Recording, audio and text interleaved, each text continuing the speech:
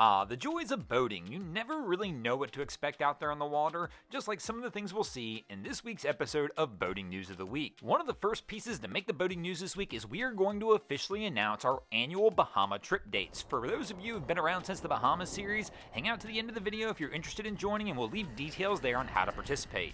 Our first story to actually make the boating news this week is going to take us up to Maryland. They should get that other boat, the fire department boat over there with ropes, too. Well, I guess that'd be a cluster.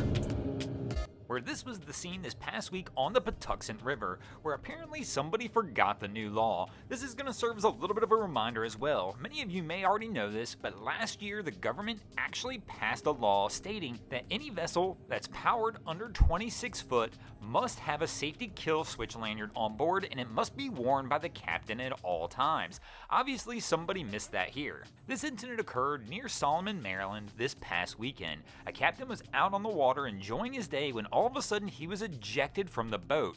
Fortunately for him, he wound up being okay and was safely plucked from the water by local authorities. They block up the boat ramp. They haven't even let nobody. We got out just in time. Right. Fortunately, also in this situation, the boat winds up going in circles versus running wild down the river. Here you can see local authorities are trying to get close enough to the vessel to get it under control. They're using the method where they toss lines in the water, hoping to get it entangled in the prop, which will then seize the engine, causing the boat to come to a stop as seen here. Oh, it's done. They got it. Woo! Our next story to make the boating news this week is going to take us over to South Carolina, where this was the scene just a little over a week ago when a father and a son decided to take a canoe trip out in the Port Royal Sound, when all of a sudden things turned for the worse as wind and seas kicked up drastically. Fortunately for them, the U.S. Coast Guard Savannah Air Station launched a crew and was able to successfully get this two pulled out of the sound. The Coast Guard does attribute that one of the major factors to a successful rescue in this mission was the fact that both people on the canoe were wearing the proper life vests, which serves as a reminder, it doesn't matter how you're getting out on the water, always carry the proper equipment with you.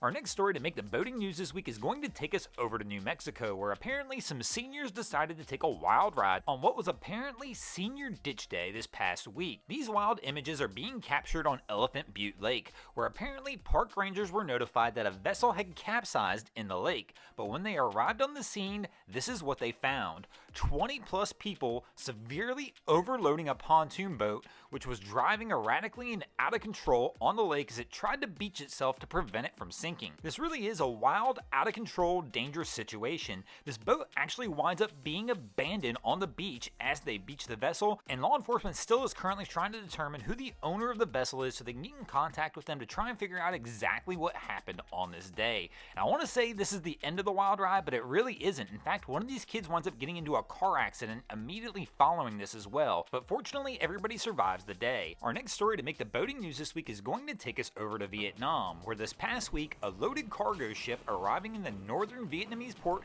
of Hao Phong blacked out, causing the ship to drift into an embankment and become positioned underneath a bridge. Now, the vessel did not actually make contact with the bridge, but one of its forward cranes went underneath the bridge, and as the tide came up, this caused the vessel to be stuck with one side of the crane on the other end of the bridge. They had to use 7 different tugboats attached to this vessel to try and keep it in position to prevent it from coming any closer to making contact with the bridge. Local officials claim it took approximately 5 hours to free this vessel, as the group had to coordinate with multiple tug units, multiple maritime officials, and of course it had to wait for the proper moment of the tide to be able to drag this boat back underneath the bridge without damaging the bridge or the crane at the front of the vessel. At the time of this reporting, there are currently no injuries reported with this incident, which truly is a blessing, considering this vessel actually collided with a public pier that had civilians walking on it at the time of the accident. Thanks for watching. I hope you enjoyed this week's episode of Boating News of the Week.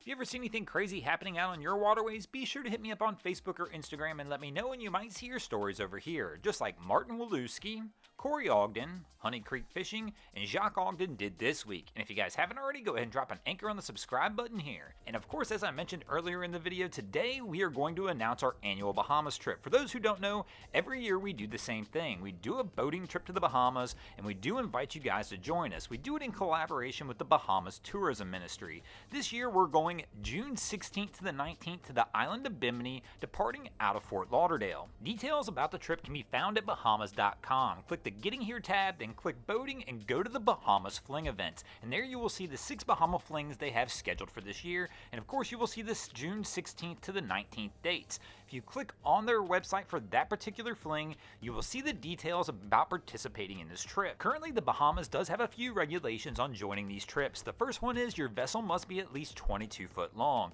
and you must also be able to participate in the captain's meeting that occurs Wednesday night before we depart. And also, because this is done through the Bahamas Tourism Ministry, this is capped to the first 30 boats that register. So if you think it's something you might be interested in, I would go ahead and register now and reserve your spots, as it's likely this fling will fill up extremely quickly. So if you've ever thought about taking your vessel to the Bahamas, this is a great spot to start. I'll leave a link in the description below, and I'll also leave a link to our last year's video from the event. Thanks for watching, we'll catch you next time.